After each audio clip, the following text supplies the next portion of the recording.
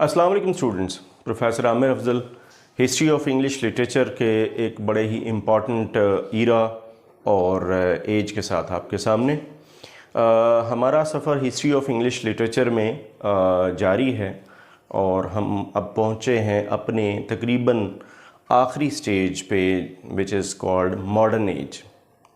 Modern age में इससे पहले हम डिस्कस कर चुके हैं मॉडर्न ड्रामा और अब हम पहुँचे हैं एक जो इस दौर की सबसे फेमस जॉनरा है, जो सबसे तेज़ी से डेवलप हुई, जो सबसे ज़्यादा पॉपुलर हुई और जो आज तक पॉपुलर है। हम उस जॉनरा को डिस्कस करने जा रहे हैं। हम उसके ट्रेसेस जो पिछली जो एज थी उसके साथ देखेंगे, उसका इन्फ्लुएंस इस एज पे देखेंगे और फिर हम इसके बड़े राइटर्स को डिस्कस करेंगे। जी, तो हम डिस्कस करने जा रहे हैं नावल को। हमने विक्टोरियन नावल में जब हम डिस्कस कर रहे थे तो मैंने आपको बताया था कि विक्टोरियन एज जो है वो सबसे ज़्यादा जो रिच है वो इन टर्म्स ऑफ नावल है, फिक्शन है। पोइट्री बड़ी अच्छी लिखी गई, लेकिन नावल बहरहाल Charles Dickens, Thomas Hardy, George Meredith, इस तरह के बहुत सारे नाम। इसी तरह जब हम मॉडर्न एज में पहुंचते हैं, 20th सेंचुरी में पहुंचते हैं, तो 20th सेंचुरी में भी ये जॉनरा बाकी जॉनरा से थोड़ा आगे निकल गई। उस आगे जाने की एक बड़ी वजह ये भी थी कि ये एक पॉपुलर फॉर्म बन के सामने आई।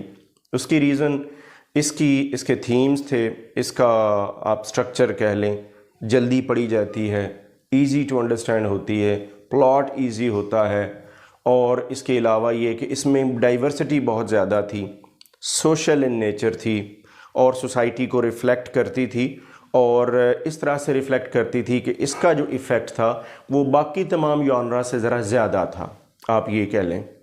तो जब हम मॉडर्न नावल की बात करते हैं तो मॉडर्न नावल को अगेन हम, क्योंकि ये बहरहाल एक बहुत बड़ी तकरीबन 60-70 साल की एक एज बनती है, मुख्तलिफ जो आप कह लें कि हिस्टोरियन हैं इंग्लिश लिटरेचर के, वो उसको मुख्तलिफ एजेस में डिवाइड करते हैं, लेकिन रफली स्पीकिंग हम इसको 3 से 4 एजेस में अलग अलग डिवाइड करेंगे। सबसे पहली एज जो हम आज डिस्कस करने जा रहे हैं, ये सीरीज़ का पहला लेक्चर है, वो है द एंसेस्टर्स। ये वो एंसेस्टर्स हैं, those who were in fact called as the father of English novel, modern novel. Modern novel में जब हम एंसेस्टर्स की बात करें और उन राइटर्स की बात करें जिन्होंने इन फैक्ट मॉडर्न नावल की बुनियाद रखी, तो उसमें सबसे पहला नाम जो है दैट इज़ H.G. वेल्स है। Born in 1866, died in 1946। तो जब हमने मॉडर्न एज के ट्रेड्स हमने डिस्कस किए थे तो उस वक्त मैंने ये बताया था कि मॉडर्न एज जो है, modern age is the age of science and technology. इल्म की डिफरेंट ब्रांचेस, उसमें बहुत ज़्यादा डेवलपमेंट होती है, बहुत ज़्यादा आप कह लें कि और उसका वो जो साइंस की डेवलपमेंट है, जो साइकोलॉजी की डिपार्टमेंट की जो डेवलपमेंट है, इसी तरह बाकी तमाम किस्म की जो डेवलपमेंट है, उस सारे का इन्फ्लुएंस जो है वो आपके जो लिटरेचर है उस दौर का, उसके ऊपर बहुत ज़्यादा होता है। तो वही डेवलपमेंट, वही साइंस की और बायोलॉजी की और बाकी तमाम ब्रांचेस की जो सबसे जो इन्फ्लुएंस है वो नज़र आता है हमें H.G. वेल्स की राइटिंग्स में। इसलिए कहा यह जाता है कि he has got a very good scientific training और he was quite opposite to the classics. जो क्लासिक्स थे उस वक्त के यानी विक्टोरियन एज के या उससे पहले वाले, तो उनमें ये बहुत ज़्यादा आप कह लें कि उसके ऑपोजिट थे, साइंस को ज़्यादा आप कह लें कि वेटेज देते थे। He used to say that classical humanism should be replaced with science, biology and world history should be replaced with Latin and Greek. यानी जो लैटिन एंड ग्रीक है उसकी बजाय वर्ल्ड हिस्ट्री होनी चाहिए, वर्ल्ड हिस्ट्री पढ़ाई जानी चाहिए, ये वर्ल्ड हिस्ट्री को ज़्यादा इंपॉर्टेंस मिलनी चाहिए। इसी तरह जो क्लासिकल ह्यूमनिज्म है उसकी जगह हमें साइंस और बायोलॉजी को लाना चाहिए। ये वो इन्फ्लुएंस है साइंस का जो हमें नज़र आता है इस एज में H.G. वेल्स की राइटिंग्स में।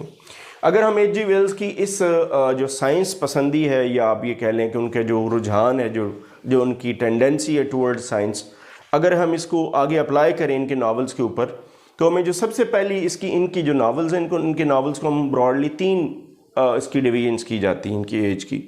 3 एजेस में सबसे पहली जो एज है वो है इनके scientific romances. Second is domestic novels, जिसमें ये ज़्यादातर फोकस कैरेक्टर के ऊपर और ह्यूमर के ऊपर करते हैं। और तीसरे इनके हैं सोशल या सोशोलॉजिकल नॉवेल्स। तो जब अगर हम बात करें साइंटिफिक रोमांसेस की, तो साइंटिफिक रोमांसेस में जैसे मैंने आपके सामने कुछ नाम लिखे हैं, the time machine, the war of the worlds, the island and doctor Moreau, the first man in the moon and the food of the God's.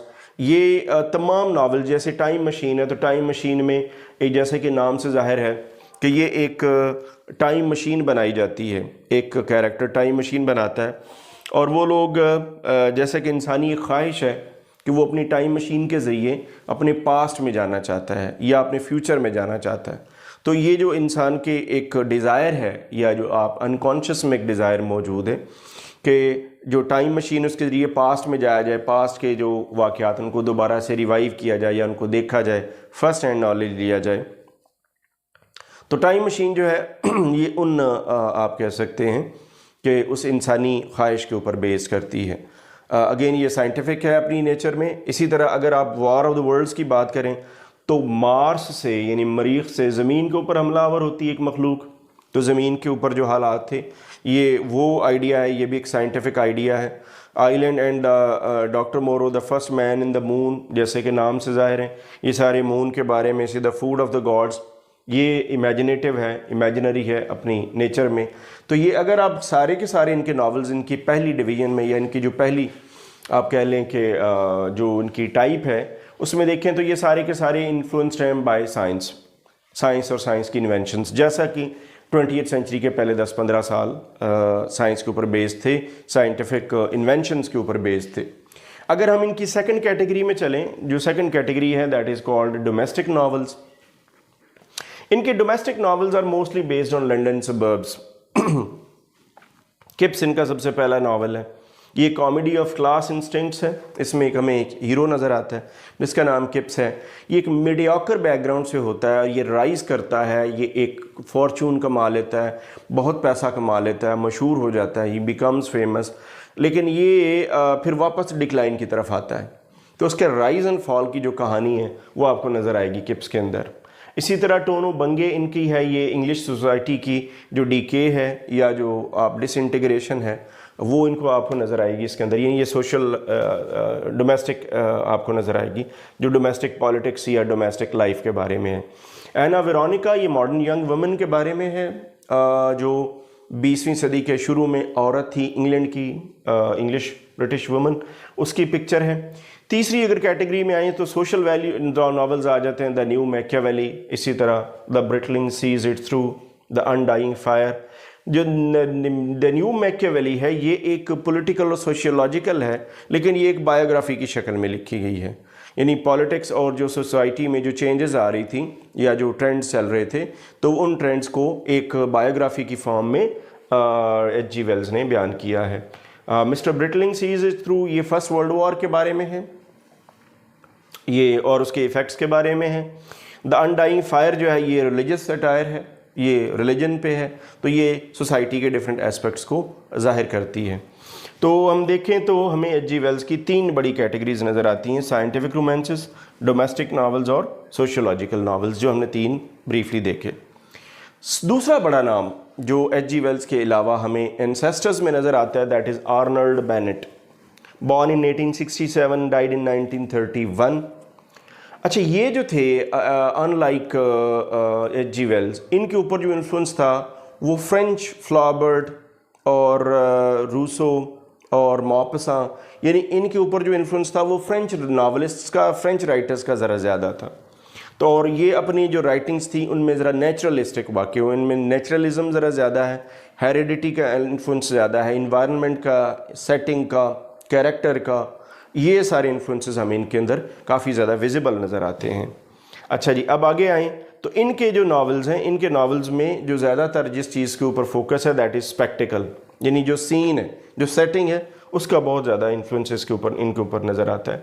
लेकिन इनके यहाँ जो स्पेक्टिकल ऑफ लाइफ है वो कोई ड्रैब या डिजीज़ नहीं है, ये मॉडर्न लाइफ को एक ग्रैंड एज की तौर पे देखते हैं, सोशल लाइफ को बयान करते हैं, मॉडर्न एज को एक एक डेवलप्ड एज के तौर पे आपके सामने लाते हैं।